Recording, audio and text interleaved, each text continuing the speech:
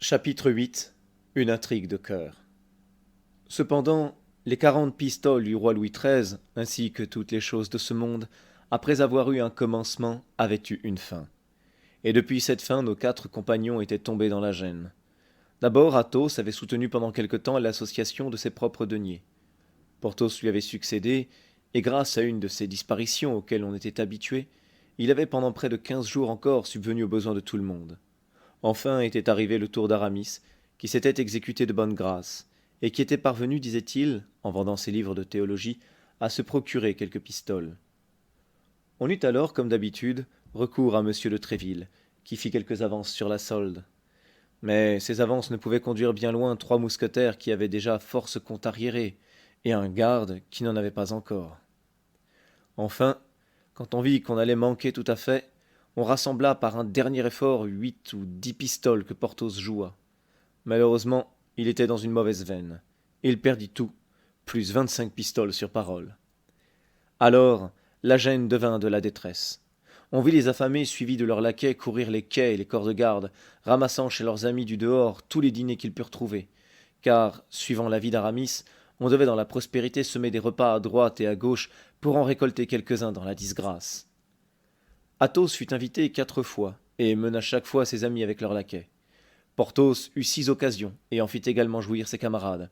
Aramis en eut 8. C'était un homme, comme on a déjà pu s'en apercevoir, qui faisait peu de bruit et beaucoup de besogne. Quant à d'Artagnan, qui ne connaissait encore personne dans la capitale, il ne trouva qu'un déjeuner de chocolat chez un prêtre de son pays et un dîner chez un cornette des gardes. Il mena son armée chez le prêtre, auquel on dévora sa provision de 2 mois, et chez le cornette, qui fit des merveilles. Mais, comme le disait Planchet, on ne mange toujours qu'une fois, même quand on mange beaucoup. D'Artagnan se trouva donc assez humilié de n'avoir eu qu'un repas et demi, car le déjeuner chez le prêtre ne pouvait compter que pour un demi-repas, à offrir à ses compagnons en échange des festins que s'étaient procurés Athos, Porthos et Aramis. Il se croyait à charge de la société, oubliant dans sa bonne foi toute juvénile qu'il avait nourri cette société pendant 1 mois, et son esprit préoccupé se mit à travailler activement. Il réfléchit que cette coalition de 4 hommes jeunes, braves, entreprenants et actifs devait avoir un autre but que des promenades déhanchées, des leçons d'escrime et des lazzi plus ou moins spirituels. En effet, 4 hommes comme eux, 4 hommes dévoués les uns aux autres depuis la bourse jusqu'à la vie, 4 hommes se soutenant toujours, ne reculant jamais, exécutant isolément ou ensemble les résolutions prises en commun, 4 bras menaçant les 4 points cardinaux ou se tournant vers un seul point, devaient inévitablement, soit souterrainement, soit au jour, soit par la mine, soit par la tranchée, soit par la ruse, soit par la force, s'ouvrir un chemin vers le but qu'ils voulaient atteindre, si bien défendu ou si éloigné qu'il fût. La seule chose qui étonna d'Artagnan, c'est que ses compagnons n'eussent point songé à cela. Il y songeait, lui, et sérieusement même, se creusant la cervelle pour trouver une direction à cette force unique 4 fois multipliée, avec laquelle il ne doutait pas que, comme avec le levier que cherchait Archimède, on ne parvint à soulever le monde, lorsque l'on frappa doucement à la porte. D'Artagnan réveilla Planchet et lui ordonna d'aller ouvrir. Que de cette phrase « D'Artagnan réveilla Planchet » le lecteur n'aille pas augurer qu'il faisait nuit ou que le jour n'était point encore venu. Non, 4 heures venaient de sonner. Planchet, 2 heures auparavant, était venu demander à dîner à son maître, lequel lui avait répondu par le proverbe « Qui dort dîne » et Planchet dînait en dormant. Un homme fut introduit, de mine assez simple et qui avait l'air d'un bourgeois. Planchet, pour son dessert, eût bien voulu entendre la conversation, mais le bourgeois déclara à d'Artagnan que ce qu'il avait à lui dire étant important et confidentiel, il désirait demeurer en tête-à-tête avec lui. D'Artagnan congédia Planchet et fit asseoir son visiteur. Il y eut un moment de silence pendant lequel les 2 hommes se regardèrent comme pour faire une connaissance préalable, après quoi d'Artagnan s'inclina en signe qu'il écoutait. « J'ai entendu parler de monsieur d'Artagnan comme d'un jeune homme fort brave, dit le bourgeois, et cette réputation dont il jouit à juste titre m'a décidé à lui confier un secret. Parlez, monsieur, parlez, dit d'Artagnan, qui d'instinct flaira quelque chose d'avantageux. Le bourgeois fit une nouvelle pause et continua. J'ai ma femme qui est lingère chez la reine, monsieur, et qui ne manque ni de sagesse ni de beauté. On me l'a fait épouser voilà bientôt 3 ans, quoiqu'elle n'eût qu'un petit avoir, parce que monsieur de la Porte, le porte-manteau de la reine, est son parrain et la protège. Eh bien, monsieur demanda d'Artagnan. Eh bien, reprit le bourgeois, eh bien, monsieur, ma femme a été enlevée hier matin, comme elle sortait de sa chambre de travail. Et par qui votre femme a-t-elle été enlevée? Je n'en sais rien sûrement, monsieur, mais je soupçonne quelqu'un. Et quelle est cette personne que vous soupçonnez? Un homme qui la poursuivait depuis longtemps. Diable! Mais voulez-vous que je vous dise, monsieur, continua le bourgeois, je suis convaincu, moi, qu'il y a moins d'amour que de politique dans tout cela. Moins d'amour que de politique, reprit d'Artagnan d'un air fort réfléchi. Et que soupçonnez-vous? Je ne sais pas si je devrais vous dire ce que je soupçonne. Monsieur, je vous ferai observer que je ne vous demande absolument rien, moi. C'est vous qui êtes venu. C'est vous qui m'avez dit que vous aviez un secret à me confier. Faites donc à votre guise. Il est encore temps de vous retirer. Non, monsieur, non. Vous m'avez l'air d'un honnête jeune homme, et j'aurai confiance en vous.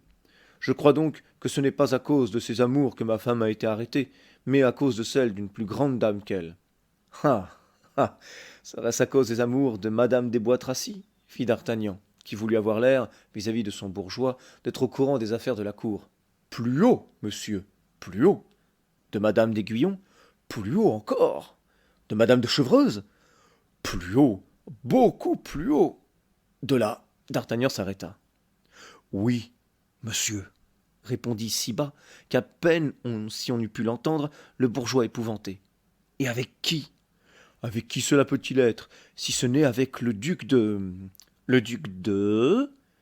Oui, monsieur, répondit le bourgeois, en donnant à sa voix une intonation plus sourde encore. Mais comment savez-vous tout cela, vous? Ah, comment je le sais? Oui, comment le savez-vous? Pas de demi-confidence, ou... Vous comprenez? Je le sais par ma femme, monsieur. Par ma femme elle-même. Qui le sait, elle? Par qui? Par monsieur de la Porte. Ne vous ai-je pas dit qu'elle était la filleule de monsieur de la Porte, l'homme de confiance de la reine? Eh bien, monsieur de la Porte l'avait mise près de sa majesté pour que notre pauvre reine au moins eût quelqu'un à qui se confier, abandonnée comme elle l'est par le roi, espionnée comme elle l'est par le cardinal, trahie comme elle l'est par tous. Ah ah! Voilà qui se dessine, dit d'Artagnan. Or, ma femme est venue il y a 4 jours, monsieur. Une de ses conditions était qu'elle devait venir me voir 2 fois la semaine. Car, ainsi que j'ai eu l'honneur de vous le dire, ma femme m'aime beaucoup. Ma femme est donc venue et m'a confié que la reine, en ce moment-ci, avait de grandes craintes. Vraiment? Oui. Monsieur le cardinal, à ce qu'il paraît, la poursuit et la persécute plus que jamais. Il ne peut pas lui pardonner l'histoire de la sarabande. Vous savez l'histoire de la sarabande? Pardieu, si je la sais, répondit d'Artagnan, qui ne savait rien du tout, mais qui voulait avoir l'air d'être au courant. De sorte que, maintenant, ce n'est plus de la haine, c'est de la vengeance. Vraiment. Et la reine croit.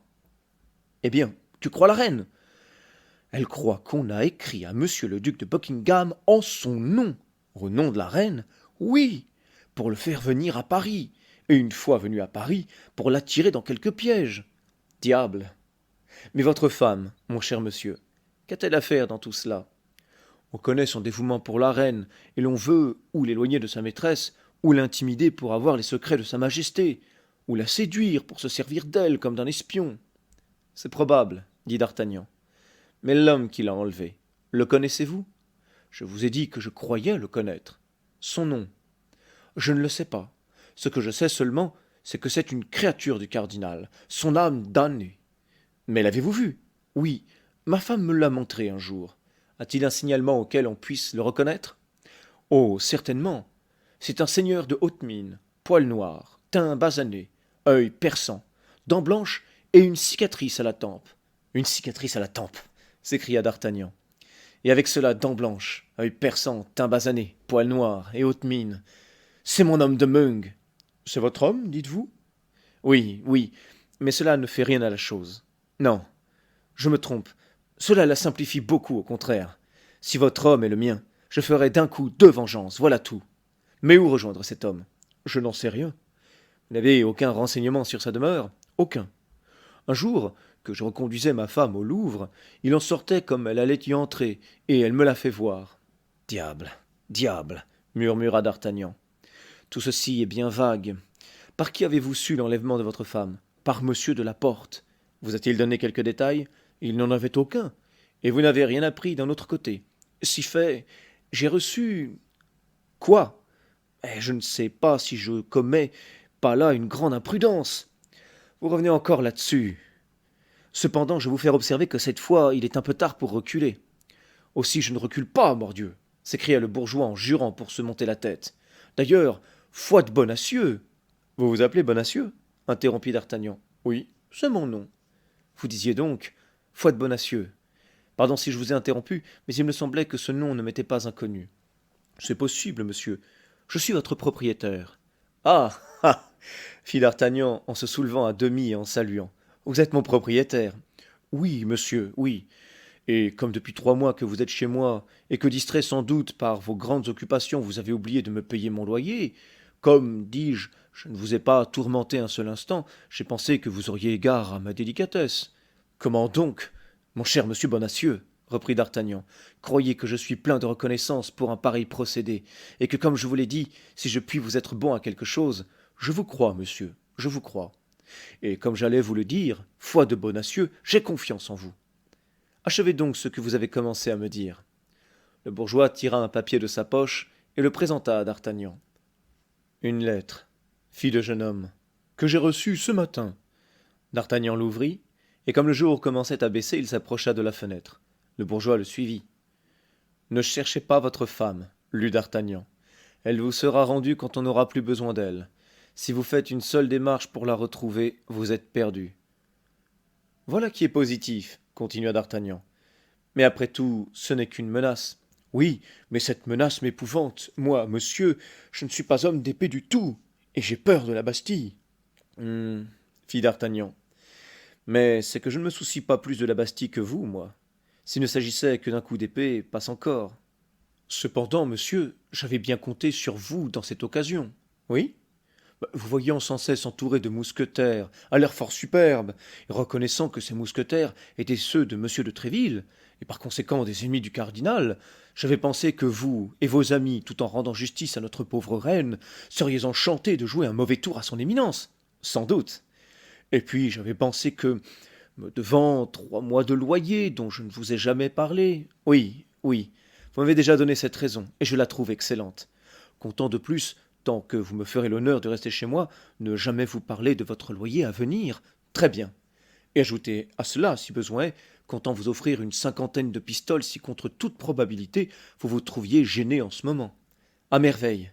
Mais vous êtes donc riche, mon cher monsieur Bonacieux? Je suis à mon aise, monsieur, c'est le mot.